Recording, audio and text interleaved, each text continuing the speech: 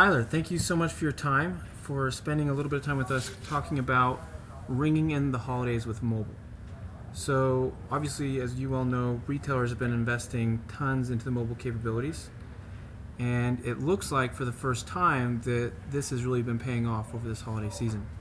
There were two metrics that you laid out for me in some of the data that you've been looking for, but the first one, over the first few days of this holiday season, one out of every $5 that's spent is spent via the mobile channel. That's right. And then year-over-year growth is 118% in terms of mobile sales. So we thought, we got these great holiday figures. It's the holiday season right now. Maybe we could talk a little bit about mobile and its impact on the holiday season. So we're going to talk about mobile measurement, mobile engagement, mobile optimization, and then a little bit about mobile and showrooming over the next few minutes. So I want to give you a chance to maybe, you guys came out with some great predictions 2 weeks ago. We're 5 days into the holiday season now. What are some noteworthy things that you've been seeing that the audience might be interested in understanding? Yeah, I think let's start with that point you made about mobile measurement. Over the time period between Thanksgiving and Cyber Monday, those 5 days, we saw $7.4 billion being spent online. So it's no surprise to anybody that more and more people are shifting their holiday shopping from offline to online channels. But it's growing a lot faster than I think we even expected, and a lot of that is due to mobile shopping specifically. So of that $7.4 billion, 1.06 billion was spent on Thanksgiving Day, and then 1.9 on Black Friday, and then the big day was Cyber Monday with $2.27 billion spent in one day.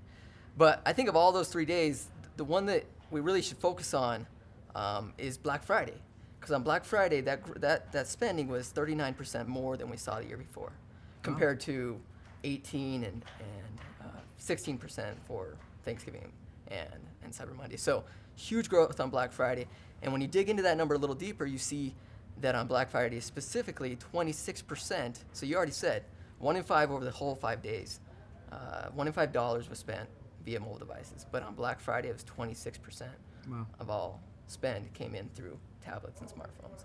So that's huge. That's $504 million in one day that people are spending on these devices now. And so it's really important, I think, that all retailers learn how to measure and differentiate between the two. Yeah, it's actually a great point, because the ability to understand consumer behavior in real time is something that our retailers are all striving for. Being able to understand that then allows them to be much more dynamic with the way that they do campaigns and how they understand their next year's goals and objectives.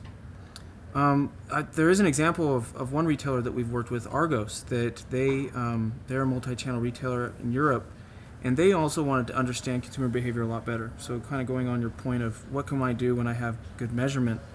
And they have different geos, they have iOS, they have Android, they have tablets and mobile websites, and they want to understand their consumer across all of these. And so they put into place some good measurement practices, and then they were able to dive down into that data, and they found that their tablet users were spending 20% more, that they were also their most loyal customers, and that they were coming back the most frequently. So then they had this ability to have some nice tablet targeted campaigns, and they saw a mobile commerce lift of about 125%. So by being able to measure, they were able to then really address the issues that, or the opportunities that they had, physically. Yeah, no, certainly. I think it's really smart that Argos is taking the time to separate mobile web versus tablet, and tablets versus, mobile web versus apps, and then tablets versus smartphone. Because it's really a different use case. People are doing different things, and when we looked at data from kind of an aggregate industry point of view, that's really stuck out to us, especially in terms of engagement on mobile devices. We took some time to look into engagement. You're talking about app versus mobile web. So, yeah, exactly. Well, we took some time to look at engagement on smartphone and tablet, and then compared those app engagements to just a normal mobile web engagement. Right. And specifically, there was two metrics that we wanted to look at. We started looking at frequency to begin with, which is just how often people are using the device. And we found that people use their smartphone apps specifically, twice as often as they go to a mobile website. So for the same brand, people, if they have the app, if they've already downloaded it, they're twice as likely to use the app on a smartphone compared to actually visiting. So about 8.8 times in a month with a smartphone compared to only 4 times on the website. And the numbers are similar with tablets. And that's in terms of frequency. But then if you kind of shift over and look at the time spent, which is, I think, another important part of engagement, it's no surprise that people are using their smartphones a lot more often. But in terms of time spent, the tablet apps get 5 times as much time spent per visit or per use compared to going to a mobile website. So, I hope all this data can help retailers think about their investment strategy, between the two. It's clear that you see much higher engagement rates on the applications. Yeah. But I think that's not the only thing that they ought to be thinking about. The last point there is really that this only applies if a user's taken the time to download your app. Yeah, and the vast majority of users, they're not going to do that, especially if they show up on your website with their smartphone and have a bad experience. It's not until they've come back a bunch of times before they decide, oh, hey, I need to use the app for this. And that's actually an interesting debate that we have frequently is what are the priorities for my investment in mobile? And sometimes there's a debate between mobile optimized site versus app. And the way that consumers act now, it's that we can't have one without the other, or one at the expense of the other, because you can't choose where your consumer is going to show up and interact with your brand. And so it's part of that whole omni-channel strategy that most retailers have, is that they need to figure out all the different touch points their consumers have, and then kind of treat them all like they need to optimize both the site and the app. And I think I actually have an example of something like that where I want to make sure I get these numbers right, but so Live Nation is a really interesting e-commerce company, and they were interested in increasing engagement through their mobile channel. And so they decided to test push notifications through the app. And so they did an extended test of doing push notifications, so thereby trying to go out and engage more frequently and more timely, I guess, with their consumers. They saw that conversion from the mobile app is 5x higher than the mobile web. That mobile apps drive 80% of orders with only 20% of visits, and that push notifications drove an 11% increase in ticket purchases. Visits were up per user by 150%, and they had a 142% boost in time spent. All by using those mobile options. Yes, so that's both mobile apps and mobile web kind of combined. They're using them both, but the push notifications drove engagement, and then they drove every metric that mattered to that mobile group at Live Nation. So I think that there really is a business case for going down the path of enabling mobile engagement and mobile optimization. And we've seen that even some retailers taking even the most basic steps, that they're getting 5% lift in revenue per visit. And just leaving that on the table. And I hope you're talking to, that's a really important business case. I hope that all the retailers understand, because it's not just 5% lift. It really kind of just depends on the specific type of retailer they are. Yep. Over the Thanksgiving holiday shopping period, we wanted to look at the different categories of retailers and see how much mobile mattered for one versus the other. And what we found is that on one end of the spectrum, you have retailers that are selling toys or apparel, those sorts of items. And they're seeing 24% of their traffic, their sales, come through mobile devices. So, a strong, high percentage. On the other end of things, you have like the consumer electronics, automotive, office supplies. Those sort of retailers are getting less than 15% of their sales through mobile devices. So it really depends on the kind of category, and it appears to be that it's items that the consumers are buying more often, that they're more likely to purchase and want to purchase via mobile devices. On the other hand, when it's a bigger purchase item that they don't do so often, they need to do more research, then the mobile, whether it be smartphone or tablet, it's used more for price comparing while you're in the store, or just review type things. And so there's certainly vast differences. And one other way we looked at the data to understand those differences is we looked at retailers who were mobile optimized, and they really had focused on both the mobile web and mobile app. And we found, and I want to get this right also. Yeah, that's right. So as you said before, across the board, it's about 20% of traffic or sales that come through mobile devices for all retailers. But those retailers who are mobile optimized are getting more like 28% of their sales through mobile devices. And that's just over this last shopping period, Thanksgiving through Cyber Monday.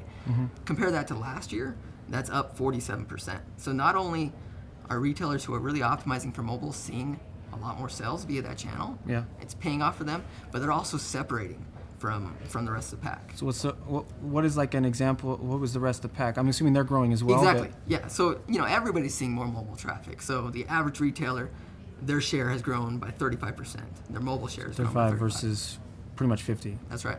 That's Okay. right. So there's a lot of business cases out there for going the path of mobile optimization.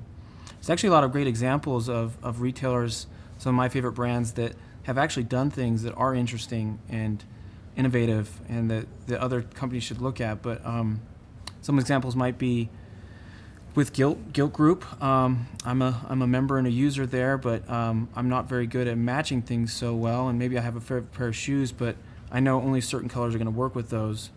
And with Gilt Group, they use the smartphone camera as kind of your eyes into their universe, and you can shop by color. So you can sort and augment your entire shopping experience by a color that you've chosen. Another good example would be REI. REI has been down the mobile path for a long time, but their recommendations engine that's inherent to their mobile app and their mobile website is very good. Where if I've selected a shirt that is interesting to me, they will then use those business rules to decide, okay, you also should look at these things. So having a good recommendations engine inherent is going to be key for lifting that RPV like we talked about earlier. Another good one was actually Redbox. Redbox is a unique retailer in their own sense, but as you expect with Redbox, you're either going to look at the what's new thing, or you're going to be searching for what movie that you've decided that you want to watch. And so their search and navigation is pretty advanced. So they use pretty simple business rules, but their search and navigation is a rules-based engine that you can then use to have a pretty good experience while you're in the app itself or on the mobile website. And then maybe one more example, maybe Westfield malls. Like if you're familiar with Westfield, it's usually a very large mall. And if I'm in that mall and I want to find the Apple Store or something, or Brooks Brothers or something, I can look down there, I can type in who I want to find, and it will give me navigation to a location-based navigation on where I should go, as opposed to always looking for those big billboards that say you are here with a sticker that are not good for the directionally unaware. And so it's a nice thing. And then also we've also talked about maybe adding a geofencing capability to that location understanding, so that maybe you get offers from other retailers as you're making your way to the Apple Store. No, I really like that example. I think there's two things, really. First off, when retailers are thinking about building mobile applications, they really have to take advantage of those extra capabilities that are possible because it's a mobile app now, and geofencing is one of them. And also, with the Westfield, it kind of reminds me of a lot of the talk that's been going on right now around showrooming and how much that's affecting the traditional retailers. So, kind of along those lines, trying to understand that with the data we saw over this last shopping period, we wanted to understand how much difference the mobile is affecting those brick and click retailers compared to online only. So in our data, brick and click are traditional retailers. They have a brick and mortar presence. They've also built a website. And a commerce channel. And compare those to those are just pure play online. And what we found was brick and click retailers, and kind of surprising, they're getting around 22% of their traffic via mobile devices. And if you compare that to online-only retailers who really kind of understand digital really well, they're only getting 18% of their sales. Sales via mobile devices. So again, a big difference there, kind of like the mobile optimized versus the average retailer. Not only that, again, for the brick and click retailers, their share of mobile sales has gone up 85% year over year. So it's become even compared to it's about 70% for the online only. Oh my gosh, okay. Retailers. So again, it seems to be that brick and click retailers are really figuring out how to use mobile in the store, using those extra capabilities you were talking about, and kind of reversing the tables on the whole showroom problem they've had before. And one other point about that we saw, looking at Black Friday again, that I mentioned earlier, year-over-year growth was huge on Black Friday, 39%.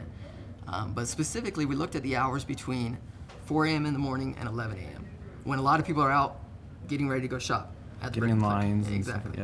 And And we found two things. Number one, last year, shopping didn't really kick up until about 6 o'clock in the morning. But this year, it was 2 hours earlier that people started shopping online. So they must have been on their mobile devices. A lot of times that was because they're waiting in line to get into the store, or later on while in the store they were just checking the online doorbuster catalogs. That's right, kind of multitasking there. Yeah. Or just using those apps to find their way around. And so during that period between 4 a.m. and 11 a.m. in the morning, sales were up 57% year over year for brick and click retailers. So that's really when mobile paid off the most for this group specifically. Well, that's a huge thing for them to understand, that what can we do to promote brand and product during those and the 7 consumers are hours? out there ready to take advantage of all these tools. And again, like you said, you can't choose. You can't force them to go to any channel. We're using some geolocation capability to do a push notification for a person that's within a certain vicinity, saying, "Hey, don't wait in line, get it now." And Exactly. That's awesome. Okay, well, I mean, for me, showrooming is a conversation that we're constantly having, and it seems like, back in 2011, 2012, that was going to be the death knell for a lot of retailers. I remember reading article upon article about how here are the next 5 brands that are going to disappear, and some of those same brands are the ones that seem to be figuring this out. That it's not a death knell, it's actually one of their best opportunities. And so I really like this year's holiday promotion from Best Buy, where they said, your ultimate showroom.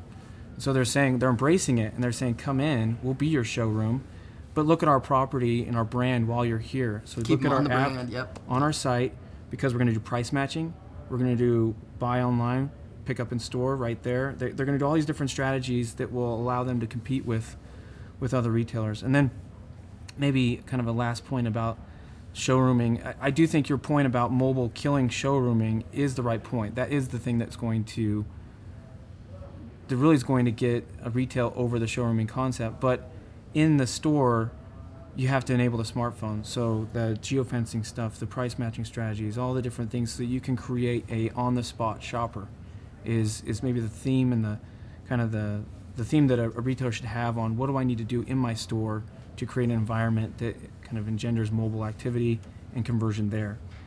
There is one statistic that I was really interested to see, is that Walmart, 12% of their online sales are made by mobile phones in the store. While in store, okay. While in store. So obviously some retailers are getting it right, and they are, and Walmart's pretty far down the mobile path, but it's an opportunity for everyone that can see, there is great opportunity for growth, as well as overcoming some strategies that maybe we saw as risks earlier on. Well, thank you for your time. I know this has been great. I think that everyone will really benefit from the data that you found and were able to share with us. Let's get it out there. Make sure everybody knows.